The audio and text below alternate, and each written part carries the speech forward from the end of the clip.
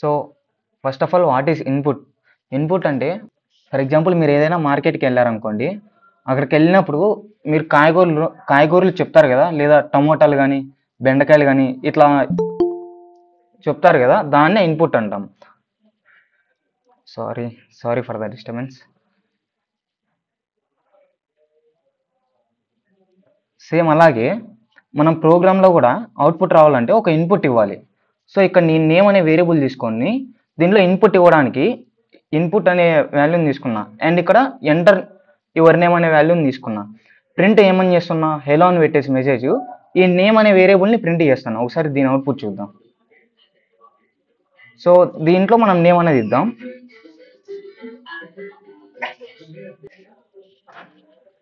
So ఇక్కడ నేను name అనేది ప్రింట్ చేస్తున్నా.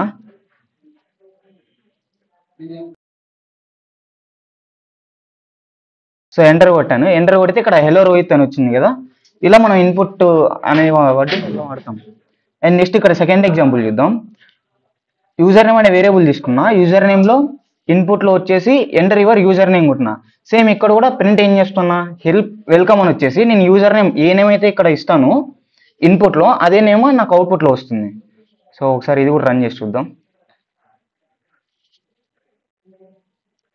సో యూజర్ నేమ్ రాహుల్ అని ఇస్తున్నా.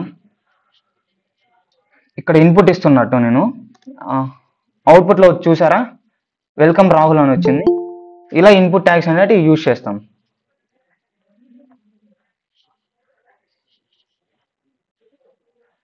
అసలు మనకి ఇన్పుట్ ట్యాగ్స్ ఎందుకనంటే యాప్స్ అనేటివి గెస్ చేయలేవు. అంటే మీ నేము, మీ ఏజ్ ఎంత అని ఏంటి గెస్ చేయలేవు కదా, అందుకోసం మనం ఇన్పుట్ ట్యాగ్ అనేది ఇవ్వాలి. ఇక్కడ మీరు నేమ్ రాహులే అని స్పెసిఫిక్గా కంప్యూటర్స్ ఏమన్నా స్పెసిఫిక్గా గెస్ చేస్తాయా? లేదు. సో మనం మెన్షన్ చేస్తేనే అవి మనకు అవుట్పుట్ ఇవ్వగలవు.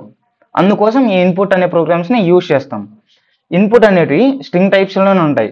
ఫర్ ఎగ్జాంపుల్ ఒక క్లాస్లో మేడం అడుగుతుంది 2+3 ఎంత అని. అప్పుడు స్టూడెంట్స్ అంటారు 5 అని. సో అక్కడ 5 అని అంటారు కానీ 5 అనే వర్డ్ని అంటారు కానీ స్పెసిఫిక్గా చెప్పలేరు కదా. ఐ మీన్ 5 అనేసి ఒక్క నిమిషం ఇట్లా 5 అనేసి రాయలేరు కదా, జస్ట్ మీకు 5 అని ఇట్లా ఇంగ్లీష్లో చెప్తారు. సో అందుకని ఇన్పుట్ అనేవి ఆల్వేస్ స్ట్రింగ్లోనే ఉంటాయి, స్ట్రింగ్ని రిటర్న్ చేస్తాయి. ఇప్పుడు నేను ఎక్స్ అనే వేరియబుల్లో ఇన్పుట్ అనేది తీసుకున్నా, ఎంటర్ ఏ నెంబర్ అని ఒక ఇన్పుట్ ఇస్తున్నా. చూద్దాం ఒకసారి ఇది ఏమొస్తుందో. సో 5 అనే వాల్యూ నేను ఎంటర్ చేస్తున్నా. ఇక్కడ చూసారా, టైప్ వచ్చేసి స్ట్రింగ్ వచ్చింది. ఇలా ఇన్పుట్ అనేటివి స్ట్రింగ్ టైప్స్లోనే రిటర్న్ చేస్తుంది అనమాట. సెకండ్ ఎగ్జాంపుల్ తీసుకుంటే ఇక్కడ వాల్యూ అనే వేరియబుల్లో ఇంకో ఇన్పుట్ ఇస్తున్నా, ఏదైనా ఒక నెంబర్ని ఇవ్వమని, ఎంటర్ ఎన్ని నెంబర్ అని. ప్రింట్లో నాకు ఏమని రాలా, ఫస్ట్ యూ ఎంటర్ అంటే నేను ఇచ్చిన నెంబర్ని అది ప్రింట్ కావాలి. యూ ఎంటర్ అని వచ్చేసి ఇక్కడ నేను వాల్యూ ఇస్తా, ఆ వాల్యూ ఇక్కడ ప్రింట్ కావాలా. నెక్స్ట్ అది ఏ డేటా టైపు ప్రింట్ కావాలా. సో అవుట్పుట్ చూద్దాం. ఇక్కడ 6 అనే వాల్యూ నేను ఇక్కడ ఇస్తున్నా ఇన్పుట్లో. సో వచ్చింది చూడండి, యూ ఎంటర్డ్ 6 వాల్యూ అంటే నేను ఇక్కడ 6 అనే వాల్యూని ఎంటర్ చేసిన. డేటా టైపు స్ట్రింగ్ వచ్చింది. సో ఇలా ఇన్పుట్ అనేవి ఆల్వేస్ స్ట్రింగ్స్ని రిటర్న్ చేస్తాయి.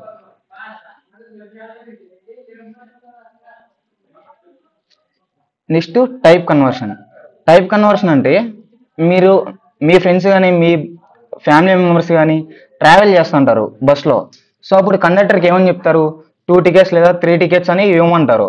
అప్పుడు కండక్టరు ఇట్లా 3 అని ఎంటర్ ఏం చేయరు కదా, లైక్ ఇట్లా 3 అని ఎంటర్ చేయడు కదా. సో డైరెక్ట్గా ఏం పెడతారు, 3 అనేసి నెంబర్ని స్పెసిఫిక్గా మెన్షన్ చేస్తే ఆ 3 అనేది టికెట్స్ని స్టోర్ చేసేసుకొని ప్రాసెస్ చేసి మనకి టికెట్స్ అనేది ఇస్తుంది. సేమ్ ఇలాగే ఇక్కడ కూడా నేను నమ్ అనే వేరియబుల్ తీసుకున్నా. ఈ నమ్ అనే వేరియబుల్లో ఇంట్ ఆఫ్ ఇన్పుట్ తీసుకొని ఇందులో ఏజ్ని ఎంటర్ చేయమంటున్నా. అంటే ఇప్పుడు నాకున్న కరెంట్ ఏజ్ని, నెక్స్ట్ నా ఫ్యూచర్ ఏజ్ అనే వేరియబుల్ తీసుకొని నా కరెంట్ ఏజ్కి ప్లస్ 10 అడిషన్ చేస్తున్నా. అంటే ఆఫ్టర్ 10 years నాకు ఎంత ఏజ్ వస్తుంది అని. సో దాన్ని నేను ఇక్కడ ప్రింట్ చేస్తున్నా, after 10 years your age will be అని. సో ఒకసారి అవుట్పుట్ చూద్దాం. ఇప్పుడు నా కరెంట్ ఏజ్ 20 పెట్టుకుందాం. సో ఇలా అవుట్పుట్ వస్తుంది అనమాట. అంటే మన కరెంట్ ఏజ్కి ప్లస్ 10 years అనేది యాడ్ అవుతుంది, ఎందుకంటే ఇక్కడ 10 అనే నెంబర్ ఇచ్చాను కాబట్టి. సో ఇలా టైప్ కన్వర్షన్ అనేది యూజ్ చేస్తాం. Next print with commerce. Print with commerce అంటే డైరెక్ట్ ప్రోగ్రామ్లోకి వెళ్ళిపోదాం. సో ఇక్కడ నేను నేమ్ అనే వేరియబుల్ తీసుకున్నా. నేమ్ అనే వేరియబుల్లో రవి అనే నేమ్ని స్టోర్ చేశాను. నెక్స్ట్ ఏజ్ అనే వేరియబుల్ తీసుకొని ఇందులో 20 అనే వాల్యూని స్టోర్ చేశాను. ఇక్కడ నేను డైరెక్ట్గా ఇక్కడ నేమ్ అనేది నాకు ప్రింట్ కావాలా. అండ్ మామూలుగా అయితే మనం ఎలా రన్ చేస్తాము, ఈ నేమ్ ఏజ్ మనకు ప్రింట్ కావాలంటే జస్ట్ ప్రింట్ స్టేట్మెంట్ ఇచ్చేసి నేమ్ అని ఇస్తాము. అండ్ అగైన్ ఇంకో ప్రింట్ స్టేట్మెంట్ ఇచ్చేసి ఏజ్ అని ఇస్తాం. సో ఇప్పుడు సారీ, ఈ స్ట్రింగ్స్లో ఉన్నాయి కాబట్టి ఇక్కడ నేను స్పెల్లింగ్ మిస్టేక్ చేశాను. సో ఇలా ప్రింట్ అవుతాయి అనమాట, రవి 20 అని. అదే ఈ print with commerce, e commerce use చేస్తే అవుట్పుట్ అనేది ఇప్పుడు ఒకసారి చూద్దాం, డిఫరెన్స్ ఏంటో చూద్దాం. సో ఇప్పుడు ఆటోమేటిక్గా స్పేస్ అనేది యాడ్ అయింది. రవి అని ఇక్కడ కోలన్ వచ్చేసి ఇక్కడ ట్యాబ్ అట్లీస్ట్ ట్యాబ్ స్పేస్ అంతా కాకపోయినా కొంచెం స్పేస్ అన్న యాడ్ అయింది. సో ఇలా మనకు అవుట్పుట్ అనేది వస్తుంది అనమాట ఈ ప్రింట్ విత్ కామర్స్ని యూజ్ చేస్తే.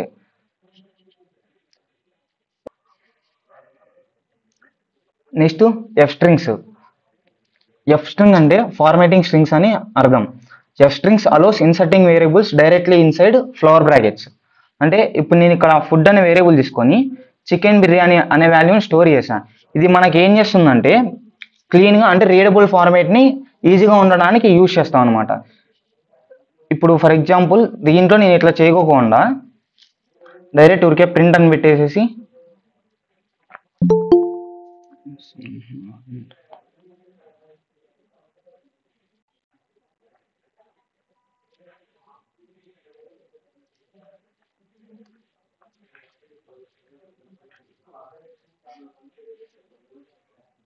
సో ఇది కొంచెం రీడబుల్ ఫార్మాట్ రాలేదు.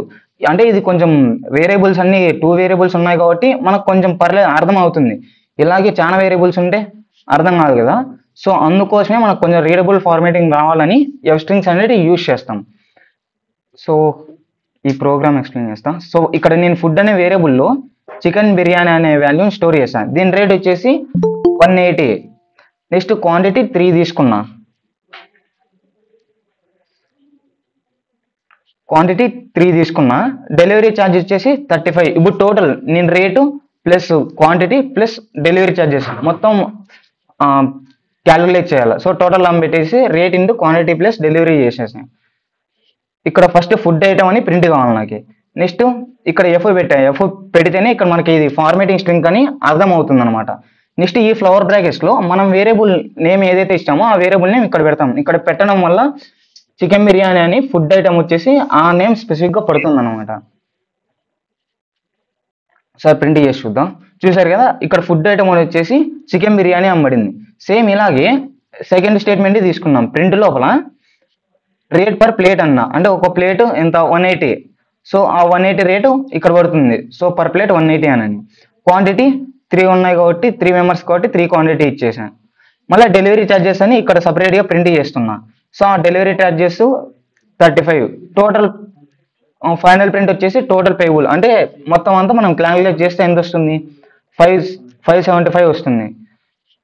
సో ఇలా ఎఫ్ స్ట్రింగ్స్ అనేది యూజ్ చేస్తాం. ఇంకో ఎగ్జాంపుల్ తీసుకుందాం. సేమ్ అది ఎలా అయితే చేసామో ఇది కూడా అలాగే. ఇక్కడ నేమ్ అనే వేరియబుల్లో కిరణ్ అనే వాల్యూని తీసుకున్నా. మార్క్స్ వచ్చేసి 92 తీసుకున్నా. ఎఫ్ స్ట్రింగ్ ఇది ఫార్మేటింగ్ స్ట్రింగ్స్ కాబట్టి ఎఫ్ అనేది ఇక్కడ యూజ్ చేస్తాం దానికి అర్థం అవ్వాలని. నెక్స్ట్ నేమ్ అనే వేరియబుల్ని ఈ ఫ్లవర్ బ్రాకెట్స్లో మెన్షన్ చేసిన.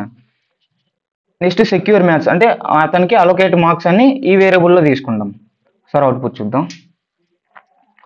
సో చూసారు కదా Kiran secured 92 marks in the examination. ఇలా అవుట్పుట్ అనేది వస్తుంది అనమాట. సో ఎఫ్ స్ట్రింగ్ అనేది జస్ట్ మనకు రీడబుల్ ఫార్మేటింగ్ ఉండడానికి క్లీన్గా ఉండడానికి యూజ్ చేస్తాం. Next print with parameter. ఇప్పుడు మీరు నిన్న ఎక్స్ప్లెయిన్ చేసిన దాంట్లో న్యూ లైన్ విన్నారు కదా. ఒక నిమిషం మీకు ఒక కోడ్ ఎక్స్ప్లెయిన్ చేస్తాం.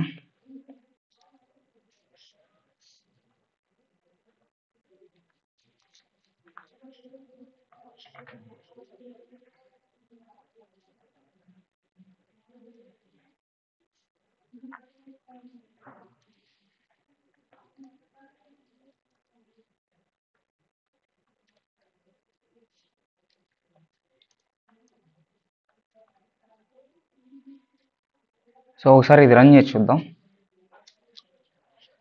సో మనకి ఇది లైన్ బై లైన్ వచ్చింది. నాకు ఇలా లైన్ బై లైన్ రాకూడదు, ఒకటే లైన్లోనే రాలా.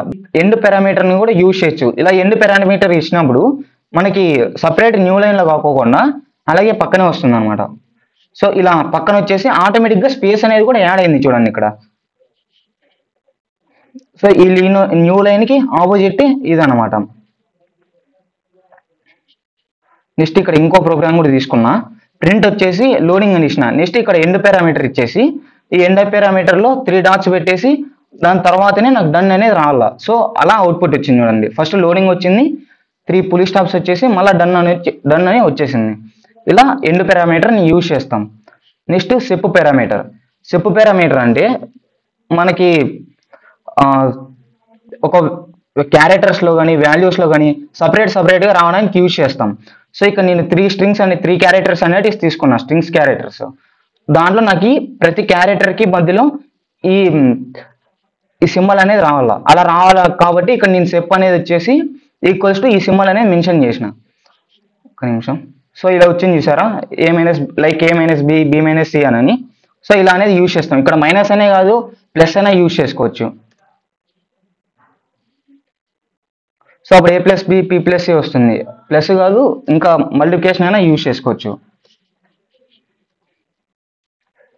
సో ఇవన్నమాట. నెక్స్ట్ ఎగ్జాంపుల్ చూస్తాం. ఇక్కడ నేను డేట్స్ అనేది ఇచ్చిన. డేట్ ఇయర్ 2025 11/30 అని ఇచ్చిన. సో ఇక్కడ దీని మధ్యలో ఒక డాష్ అనే సింబల్ రావాలి. డేట్కి అలానే యూజ్ చేస్తాం కదా, సో అందుకని నేను డాష్ అనే సింబల్ ఇచ్చా. సో 2025 11/30 అని వచ్చింది కదా. ఇలా మనం సెప్ పారామీటర్ అనేది యూజ్ చేస్తాం. Next printing Unicode. వాల్యూస్ కానీ క్యారెక్టర్స్ కానీ వర్డ్స్ కానీ అన్ని ప్రింట్ చేస్తాం. కానీ ఎమోజెస్ని స్టార్స్ని ఇవి ఇలా ప్రింట్ చేయాలంటే దానికి ఒక యూనికోడ్ ఉంటుంది. మనకి ల్యాప్టాప్లో సపరేట్ యూనికోడ్స్ ఎట్లా ఉంటాయో సేమ్ ప్రోగ్రామింగ్లో కూడా స్పెసిఫిక్గా యూనికోడ్స్ అట్లా ఉంటాయి.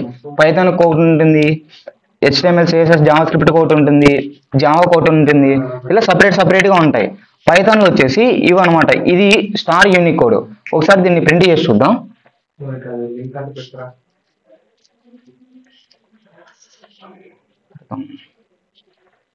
సో ఇలా 3 స్టార్స్ వచ్చాయి కదా. గుడ్ జాబ్ అని వచ్చేసి ఇక్కడ నేను 3 టైమ్స్ యూనికోడ్ తీసుకున్నా. సో 3 టైమ్స్ తీసుకున్నాం కాబట్టి 3 టైమ్స్ వచ్చింది. సేమ్ అలాగే ఇక్కడ కింద కూడా 4 టైమ్స్ తీసుకున్నా. 4 టైమ్స్ తీసుకున్నాం కాబట్టి 4 టైమ్స్ వస్తుంది చూడండి. సో ఇలా స్టార్ వచ్చింది కదా. ఇలా యూనికోడ్ అనేది యూజ్ చేస్తాం. Next what is output. What is output అంటే మీకు అందరికీ తెలిసిందే. మనం ఏదైనా ఇన్పుట్లో ఇస్తే అవుట్పుట్లో వచ్చేది. నేను మీకు ఇంకా క్లియర్గా చెప్పాలంటే, మీరు బ్యాంక్కి వెళ్తారు కదా, బ్యాంక్ వెళ్ళినప్పుడు మీ అకౌంట్ నెంబర్ మీ నేమ్ చెప్తారు. అక్కడ మీ అకౌంట్ నెంబర్ మీ నేమ్ చెప్పిన వెంటనే మీ బ్యాంక్ బ్యాలెన్స్ ఎంత ఉందో అతను మీకు చెప్తారు. So that is called output. Same ఇలాగే ఇక్కడ ప్రోగ్రామింగ్లో కూడా మనం ఒక ఇన్పుట్ ఇచ్చిన తర్వాత అవుట్పుట్ అనేది వస్తుంది అనమాట. సో ఇక్కడ వెల్కమ్ టు పైథాన్ క్లాస్ అని ఇన్పుట్ ఇచ్చా. సో అదే మనకి అవుట్పుట్లో వస్తుంది చూడండి.